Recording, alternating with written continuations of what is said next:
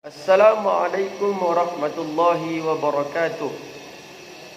Alhamdulillah rabbil alamin. Bersyukur kita anak-anak ustaz yang dimuliakan Allah dengan mengucapkan alhamdulillah serta berselawat kita kepada junjungan alam Nabi Muhammad sallallahu alaihi wasallam. Mudah-mudahan kita layak sebagai umatnya nanti mendapatkan syafaatnya di hari yaumil mahsyar kelak. Amin ya rabbal alamin. Pagi hari ini kembali kita bertemu dalam acara Ramadan Center.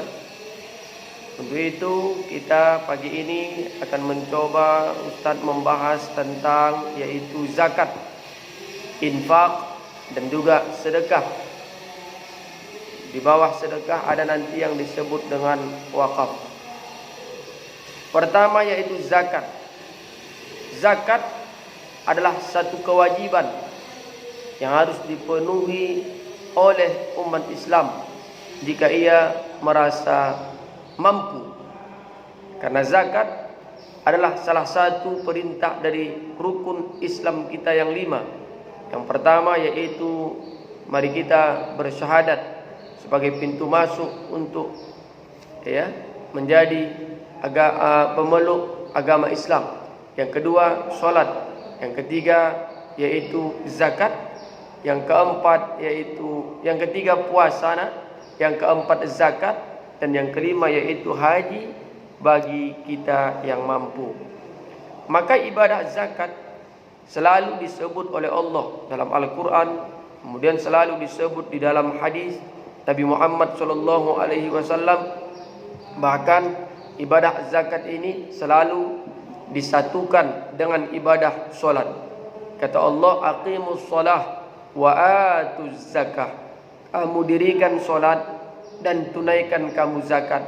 Kalau ada umat Islam rajin solat tapi tak mau bayar zakat, maka ibadahnya itu tidak akan sampai. Atau sebaliknya, dia rajin zakat tapi dia tak mau solat. Dua ibadah ini seperti ibadah yang satu paket. Harus anak-anak ustaz kerjakan solat, keluarkan pula nanti zakat. Maka zakat adalah merupakan kewajiban bagi kita. Kalau kita memang mampu, maka zakat ini ada dua. Ada nanti zakat mal, disebut dengan zakat harta. Jika sudah terpenuhi nisabnya atau batas waktunya, juga sudah sampai haulnya pada 1 tahun. Seperti nanti ada kita memiliki 85 gram emas. Kalau di total duitnya sekitar 43 atau 45 juta, maka kita wajib mengeluarkan zakat 2,5%. Itu zakat mal. Nah, kedua yaitu kita bahas tentang zakat fitrah. Zakat fitrah itu adalah zakat yang kita keluarkan sebelum nanti selesai solat Idul Fitri. Kita dianjurkan untuk mengeluarkan zakat fitrah. Boleh nanti awal Ramadan, boleh pertengahan Ramadan, atau afdalnya kita keluarkan zakat fitrah itu ketika nanti malam takbiran. Jadi gimana Ustaz kalau kami keluarkan zakat setelah sholat Idul Fitri? Maka itu tidak disebut lagi dengan zakat, tapi dia disebut sebagai sedekah. Jadi zakat itu adalah satu kewajiban yang harus kita keluarkan. Kita keluarkan zakat itu. Nah, jadi kepada siapa kita harus mengeluarkan zakat itu? Ada 8 orang nak. Yang berhak menerima zakat itu ada 8 orang. Yang pertama nanti orang fakir. Apa itu orang fakir? Orang yang tidak berharta serta tidak sanggup untuk bekerja. Makannya untuk hari ini saja, untuk besok dia harus cari lagi. Itu orang fakir. Ada pula yang kedua orang miskin, yang penghasilannya tidak cukup untuk mengeluarkannya. Kemudian yang ketiga para petugas pemungut zakat. Yang keempat nanti orang yang dibujuk hatinya, yakni orang yang terhormat yang masuk Islam. Kemudian ada nanti orang yang termasuk nanti fisabilillah,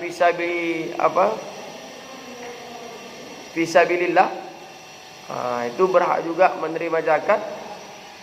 Ya, itu ada 8 orang yang nanti mustahak atau berhak menerima zakat, termasuklah nanti gorim. Ya, apa itu? Orang yang punya hutang. Jadi orang yang punya hutang itu kalau dia tak bisa sanggup bayar hutangnya, maka kita berikan dia zakat, berhak dia menerima zakat. Nah, mungkin dia dianggap orang yang susah, ya. Nah, zakat ini banyak kali memiliki keutamaan. Keutamaan zakat ini banyak, ya.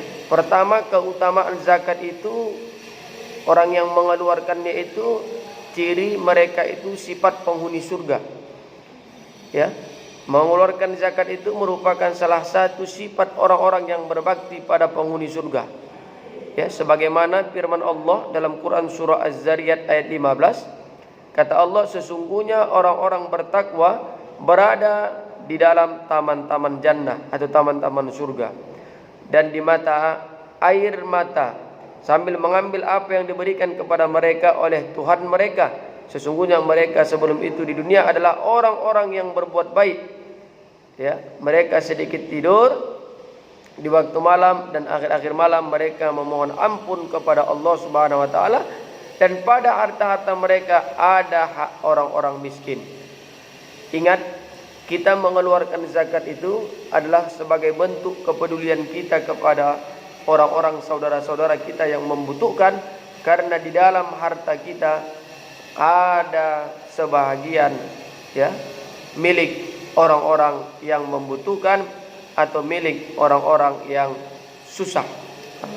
Maka oleh sebab itu, anak-anak ustadz yang memang merasa cukup rezeki berlebih, suruh orang tuanya untuk membayar zakat. Supaya apa? Supaya kita nanti bisa masuk ke dalam surganya Allah. Yang kedua, yaitu keutamaan berzakat itu mendapatkan rahmat Allah. Ya, mengeluarkan zakat adalah salah satu sifat kaum mukminin, kaumnya orang-orang yang beriman kepada Allah Subhanahu wa taala, yang mereka itu dijelaskan oleh Allah dalam surah At-Taubah ayat 71, yang artinya, dan orang-orang yang beriman, lelaki dan perempuan, sebagaimana mereka adalah menjadi penolong sebagian yang lain. Mereka menyuruh mengerjakan yang ma'ruf, mencegah dari yang mungkar, mendirikan solat, menunaikan zakat, dan mereka taat kepada Allah dan juga taat kepada Rasul sallallahu alaihi wasallam. Mereka itu akan diberi rahmat oleh Allah Subhanahu wa taala. Apa itu rahmat? Diberikan kasih sayang oleh Allah Subhanahu wa taala. Anak-anak ustaz yang dimuliakan Allah, kalian kalaulah disayangi temannya atau kalaulah disayangi orang tua kita hari ini, bukan main kita merasa enaknya. Lalu bagaimana ketika kita mengeluarkan zakat? Maka Allah yang mencintai dan menyayangi kita. Kalau kalian disayangi oleh orang tua, apa yang kalian inginkan maka akan dipenuhi. Lalu bagaimana dengan Allah Subhanahu wa taala? Kalau sudah mencintai dan menyayangi kita, apa yang kita inginkan insyaallah akan dipenuhi oleh Allah Subhanahu wa taala. Makanya khudh min amwalihim, keluarkanlah, ambillah dari sebagian rezeki kita itu, keluarkan sebagian rezeki kita itu, kita berikan kepada orang-orang yang membutuhkan. Kemudian keutamaan orang yang berzakat itu adalah menyuburkan harta zakat. Artinya dalam surah Al-Baqarah Allah mengatakan Allah akan mengembangkan dan menyuburkan harta zakat bagi orang-orang yang mengeluarkan. Ya. Jadi kalau kita mengeluarkan zakat, harta kita itu bertambah, ya, bertambah. Ya. Tapi kalau kita tidak mau mengeluarkan zakat kita, berarti kita itu termasuk orang yang pelit, bakhil, kedekut, tamak, sama seperti Sa'labah ketika disuruh Nabi mengeluarkan zakat binatangnya, binatang ternak, tak mau dia mengeluarkan. Ya anak-anak, kalau nanti kaya tapi tak mau mengeluarkan zakat, satu sel lah dia nanti di nerakanya Allah sama Sa'labah. Ya kan? Kemudian kalau kita mengeluarkan zakat, apalagi Ustaz keutamaannya, diberikan nanti oleh Allah naungan dari panasnya hari kiamat. Ingat nanti kita dikumpulkan di padang mahsyar, nak, jutaan triliunan manusia di muka bumi ini. Kemudian nanti akan dipanggil oleh Allah satu persatu, matahari sejengkal di atas kepala kita. Maka menunggu itu panas terik luar biasa. Maka orang yang bersedekah itu nanti akan diberikan oleh naungan, ya, oleh Allah Subhanahu wa ta'ala. Maka rajin mengeluarkan zakat, ya, supaya nanti di hari kiamat dia tidak merasa kepanasan. Yang kelima, apalagi Ustaz kira-kira keutamaan orang yang berzakat itu? Membuka pintu-pintu rezeki. Artinya membersihkan setiap, ya, rezeki-rezeki kita selama hari ini. Mungkin dalam pencapaian mencari rezeki itu ada sedikit harta yang bercampur dengan subhat, atau bahkan ada yang bercampur dengan haram. Mudah-mudahan dengan kita mengeluarkan zakat, ya, semua itu dibersihkan oleh Allah Subhanahu wa ta'ala. Yang keenam, keutamaan zakat itu sebab turunnya kebaikan. Juga keutamaan zakat itu mampu mengeluarkan ataupun menggugurkan dosa-dosa dan kesalahan-kesalahan yang kita lakukan. Itulah keutamaan dari mengeluarkan zakat tadi. Maka anak-anak Ustaz, jangan lupa untuk mengeluarkan zakat fitrah di bulan Ramadan ini. Yang kedua yaitu disebut dengan, ya, infak. Infak ini adalah dari kata nafaqo, artinya infak ini ada yang bersifat wajib, ada pula yang bersifat sunnah. Infak yang bersifat wajib adalah ketika seorang suami memberikan nafkah atau infak kepada istrinya, itu disebut dengan infak yang wajib sifatnya. Kemudian ada nanti disebut dengan infak sifatnya sunnah. Dan infak ini selalu dalam bentuk materi. Contohnya, kita mau lebaran ini memberikan membelikan pakaian untuk saudara keluarga kita atau karib kerabat kita yang membutuhkan. Itu disebut dengan infak. Nah, infak itu sifatnya lebih kepada barang atau lebih kepada materi, nak. Ya, berimpak ke masjid, berimpak semen untuk masjid, ya kan? Kemudian apalagi berimpak pasir. Makanya infak ini dianjurkan, ya, bagi kita yang memang kita itu merasa cukup berinfak. Ya, kalau bisa setiap hari nak kita sebelum berangkat ke masjid waktu subuh, berimpak kita. Karena di situ malaikat rahmat turun mendoakan siapa saja orang yang berinfak itu. Ya Allah, siapa dari hamba-Mu ini yang berinfak, tolong Kau cukupkan rezekinya. Sebaliknya, Allahumma mumsikan talapa, siapa yang tak mau berinfak, tolong Kau tahan rezekinya ya Allah, jangan Kau cukupkan. Makanya anak-anak Ustaz, ini kan Al-Azhar ini lagi membuka ini, ya, membuka siapa saja di antara kalian yang ada rezekinya sedikit, yang ada celengannya, dibuka, kasihkan ke Al-Azhar, kemudian nanti akan disalurkan kepada orang yang berhak untuk menerimanya. Ya, dan jangan takut, apa yang kita infakkan itu akan nanti dibalas oleh Allah Subhanahu wa ta'ala kepada kita nanti. Tidak diberikan nanti dibalas di dunia. Anak-anak Ustaz harus yakin bahwa nanti kelak akan dibalas oleh Allah di surganya. Maka infak itu penting, ya, penting. Maka dari itu anak-anak Ustaz sekalian, ya, ada nanti infak itu bentuknya sunnah aja tadi, sunnah, ya. Tapi infak ini diutamakan, dijelaskan dalam Al-Quran itu, kita seorang anak berinfak misalkan mendahulukan pertama keluarganya, Kalau orang tuanya boleh. Kemudian karib kerabatnya, ada keluarga besarnya yang membutuhkan, bantu. Kemudian siapa lagi?